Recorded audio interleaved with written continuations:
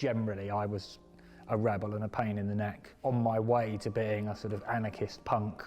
As a result of which I was thrown out of Eton, but I left home shortly after that because my home life wasn't very happy either.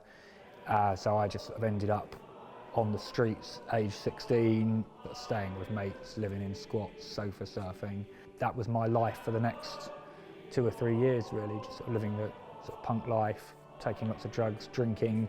I was taking a lot of hallucinogenic drugs, into all this kind of weird, wacky magic, and I knew I needed to change. I knew I needed help, but I didn't really know. So I reached what alcoholics call rock bottom fairly quickly. So I'm Ravi Holy, vicar of Wye, which is a village between Ashford and Canterbury in Kent, and I've been vicar here for coming up for 12 years now.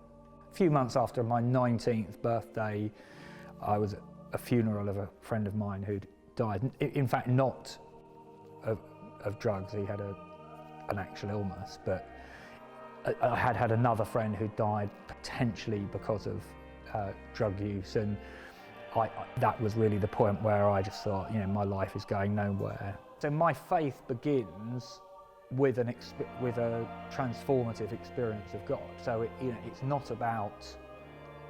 it's not something purely theoretical. It's certainly not about sort of being a good person or morality or social respectability. Completely the opposite. It's about coming to the end of yourself and discovering a reality that you can work with. I just kind of said, look, if there is anyone there, I could really do with some help right now. And in a way, it was just the guidance that the thing that happened was that someone walked into the room as I said this prayer, who had joined Alcoholics Anonymous. In fact, after the last funeral that I mentioned, and I had tried going to a meeting with him before, but hadn't really been interested.